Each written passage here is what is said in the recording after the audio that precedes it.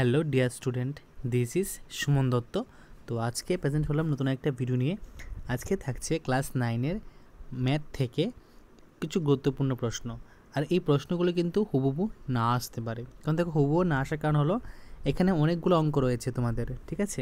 তো আমি জাস্ট একটা বেসিক আইডিয়া তোমাদের সামনে তুলে ধরছি, মানে এগুলো তোমরা এই সিস্টেমের অঙ্কগুলো দেখে যাবে, এগুলো কমনের মধ্যে পড়ে। ওকে, তো আরও কিছু একটা অঙ্ক দিতে পারি মেবি কালকের মধ্যে, যেহেতু তোমাদের 6 তারিখ পরীক্ষা। তো x = -1 হলে বহুপদ রাশিমালা 3x - 2x² + 1 এর মান কত?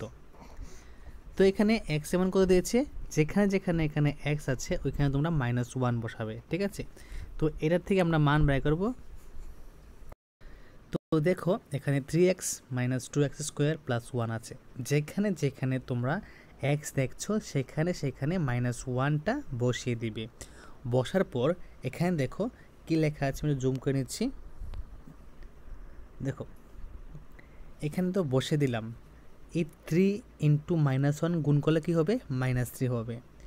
-2 লিখলাম, এখানে দেখো -1 × -1, ঠিক আছে? -1 কী হবে, প্লাস হবে, আর 1 × 1, তাই এখানে সামনে প্লাস লিখে নিই, ডাইরেক্ট 2-এর সাথে 1 গুণ দিয়েছি, এখানে +1। ওকে, এখানে 3 বসালাম, এখানে 2 × 1 মানে 2 + 1, তো উত্তর কত হবে, উত্তর -4। -4 কেন হবে, দেখো 3 আর 2 যোগ কত হবে, 5। 5টা কে থাকবে, মাইনাসের, এখানে প্লাসের 1 থাকবে, তো যেহেতু মাইনাসের বড় তাই এখানে -4 হবে। ওকে, তারপর p ব্র্যাকেটে x = 5x + 3 বহুপদ রাশিমালা শূন্য হলে, ঠিক আছে? এই যে এটা একটা বহুপদ রাশিমালা যার মান কত হলে, শূন্য হলে, তাহলে তো 5x + 3 এটা কত হবে, এটা কত হবে? এখানে 4টা উত্তর দেওয়া আছে, তোমরা কীভাবে বের করবে? যদি এরকম সিস্টেমের অঙ্ক আসে মনে রাখবে, তখন কী লিখবে, এই যে রাশিমালা বহুপদ রাশিমালা আছে এটা লিখবে, এটা কত, = 0। এটা যদি 0 হয় তাহলে এটাও কিন্তু 0 হইবে।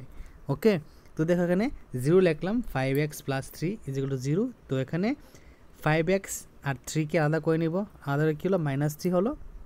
এখানে 5 এখানে কী হয়ে যাবে, নিচে চলে যাবে, নিচে যাওয়ার পর কী হলো, -3/5। এটা হলো উত্তর। দেখবে এখানে উত্তর মিলেছে কি না, এখানে উত্তর মিলেছে, 1 নাম্বারটি আমাদের উত্তর এটা। ওকে, আবারও বলছি, সেম টু সেম অঙ্ক নাও আসতে পারে, শুধুমাত্র এখান থেকে নিয়মটা দেখে যাও, এরকম সিস্টেমের অঙ্ক আসতে পারে, কারণ এগুলো ইম্পর্টেন্ট অঙ্ক। তো 299² - 298² এর মান কত? খুব সোজা। তো যেহেতু এখানে মাইনাস চিহ্ন আছে, তখন এখানে কী হবে, a² - b² সূত্র হবে। তো a² - b² সূত্র কি, a + b, আর এটা কী হবে, a - b, মানে এখানে এ কোনটা, আমাদের এখানে এ হলো এইটা, আর বি কোনটা, এইটা। তো এখানে এ আর এটা হলো বি, তো এটাকে আগে প্লাস দিব, 299 + 298, আবার এটাকে আবার মাইনাস দিব, উত্তর কত হবে, 597। খুব ইজি, ভালো করে দেখে নাও। কিছু এক কথা উত্তর, দুটি অশূন্য পদযুক্ত বহুপদ রাশিমালাকে কি বলা হয়, দ্বিপদ রাশিমালা। কি বলা হয়, দ্বিপদ রাশিমালা। ত্রিপদ রাশিমালার শূন্য সংখ্যা কত, 3টি। কয়টা, 3টি। x অক্ষের সমীকরণ হলো y = 0, আর y অক্ষের সমীকরণ হলো x = 0। ভালো করে মনে রাখবে। ওকে, ইম্পর্টেন্ট আছে। 3,4 বিন্দুগামী সরলরেখার সংখ্যা কতটি হবে, এখানে হবে অসংখ্য হবে। ওকে, তো x = 2 আর y = -3 হলে রৈখিক সমীকরণকে সিদ্ধ করে কয়টি, 2টি। 3x + 2y = 8 সমীকরণে y-কে x এর সাহায্যে প্রকাশ করো, মানে এখানে যে y-টা আছে এটাকে x এর সাহায্যে প্রকাশ করতে। খুব সোজা, এটা তোমাদের কোথায় অঙ্ক আসে বলতো, এটা তোমাদের পরিসংখ্যান অঙ্কটা আছে। তো 3x + 2y লাগবে, এটা কি করতে, x এ করতে। তো তাহলে দেখো এটাকে সেম লাগবো, এক্সটাকে এদিকে নিয়ে আসবো, তাহলে কী হলো, 8 - 3x নিয়ে আসলাম, আর ওদের নিচে কী আছে, 2 আছে, 2 দিলাম, এটা উত্তর শেষ। ওকে, সামান্তরিকের পরপর কোণগুলি কি সম্পূরক, কি সম্পূরক, পরপর কোণগুলি কি সম্পূরক। সামান্তরিকের কর্ণ সামান্তরিককে দুটি সর্বসম ত্রিভুজে বিভক্ত করে। সামান্তরিকের কর্ণ কি করে, সামান্তরিককে দুটি সর্বসম ত্রিভুজে বিভক্ত করে। সামান্তরিকের কোণের সমদ্বিখণ্ডিতগুলি একটি আয়তক্ষেত্র দ্বারা তৈরি। চতুর্ভুজের সংলগ্ন বাহুগুলির মধ্যবিন্দুগুলি যুক্ত করলে যে চিত্র গঠিত হয় তাকে কি বলা হয়, তাকে বলা হয় সামান্তরিক। তারপর একটা খুব গুরুত্বপূর্ণ প্রশ্ন, যে একটা চতুর্ভুজের তিনটি কোণ মান দেওয়া আছে, ঠিক আছে, 80, 95, 112। তাহলে এর চতুর্থ কোণটি কত? খুব সোজা, এরকম প্রশ্ন আসলে কি দিবে, যেহেতু চতুর্ভুজ বলা হয়েছে তাহলে প্রথমেই লিখবে যে এখানে চতুর্ভুজের কোণের সমষ্টি কত, 360 ডিগ্রি। এখানে যে তিনটি কোণ আছে তার সমষ্টি লিখবে, এই তিনটা কোণের সমষ্টি আছে। তারপর এখানে কি খুঁজতে হবে তোমাদেরকে, এখানে চতুর্থ কোণটি ডাইরেক্ট লিখবে।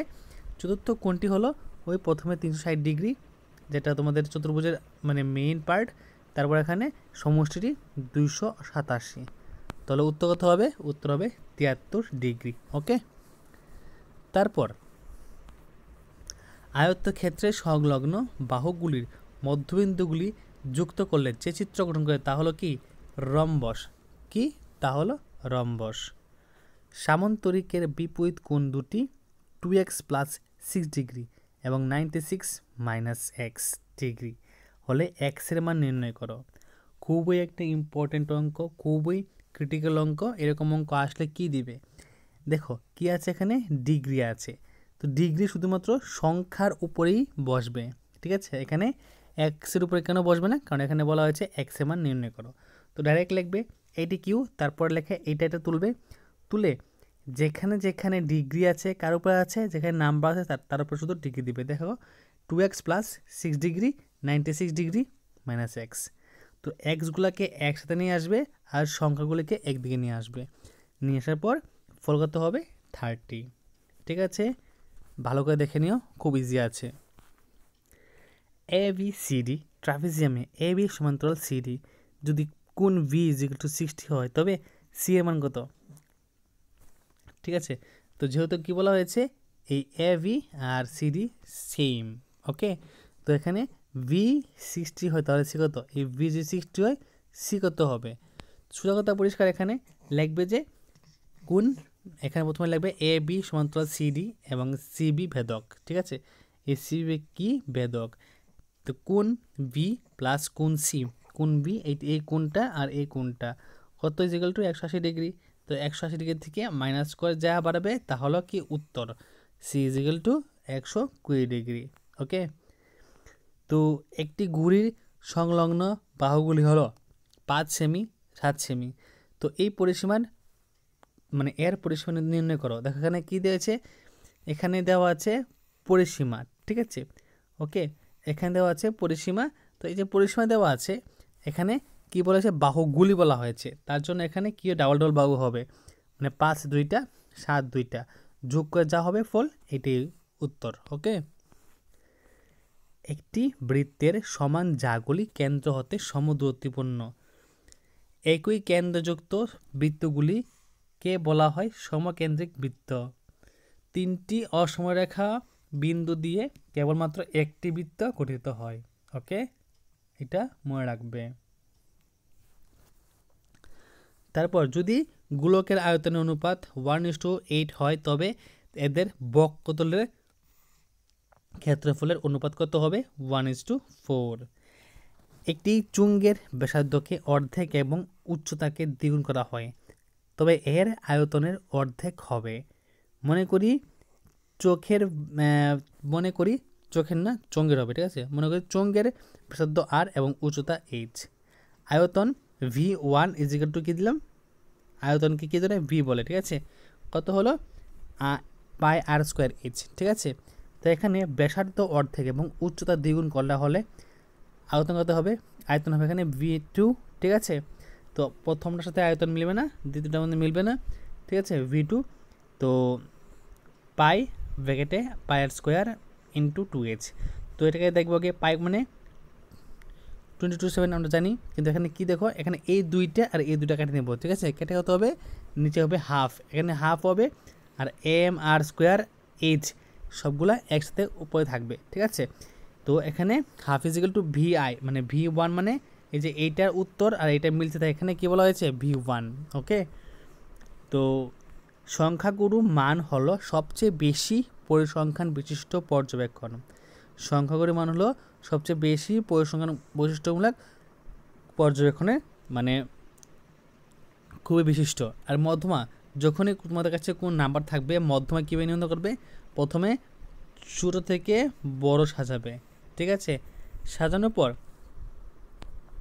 ছোট থেকে বড় সাজানোর পর তোমরা সব অবশ্যই মানে এখানে দেখবে যে এখানে আমি ছোট থেকে বড় সাজিয়েছি, ঠিক আছে। এখন কী হবে, মধ্যমা লাগবে, মধ্যসূত্র কি n/2। এটা শুধুমাত্র জোড় সংখ্যার জন্য, এখানে গণবে যে নাম্বারগুলি জোড় আছে কি না। যদি জোড় থাকে তাহলে কি হবে, তাহলে হবে এখানে এনবি না, এখানে হবে n/2, ঠিক আছে। কত হবে, n/2। n কত, n হলো এখানে কয়টা আছে, আমি গুনেছিলাম 10টা আছে, ঠিক আছে। মনে রাখবে তোমরা গণবে কয়টা আছে, ধরো n/2 তে ভাগ করবে, তাহলে কত হবে 5। তোমরা কোনটা এখানে দেখে নাও, আমি সাজিয়েছি 2 3 4 5, ঠিক আছে। এই 5 তোমরা এটা 48, তো এখানে 48 লিখেছি। জিনিসটা ক্লিয়ার? ওকে, তো যদি আজকের ভিডিও তোমাদের কাছে ভালো লাগে থাকে এবং এই ছোট্ট একটা প্রচেষ্টা যদি তোমাদের কোনো কাজে লাগে, অবশ্যই আমাকে টেক্সট SMS করে জানাবে, অথবা হোয়াটসঅ্যাপ বলে ইউটিউবের কমেন্ট বক্সে অবশ্যই জানাবে। যদি ভিডিও ভালো লাগে থাকে অবশ্যই ভিডিওটা সবার কাছে শেয়ার করবে। তো দেখা হচ্ছে একটা গুরুত্বপূর্ণ ভিডিওতে, সবাইকে অসংখ্য ধন্যবাদ।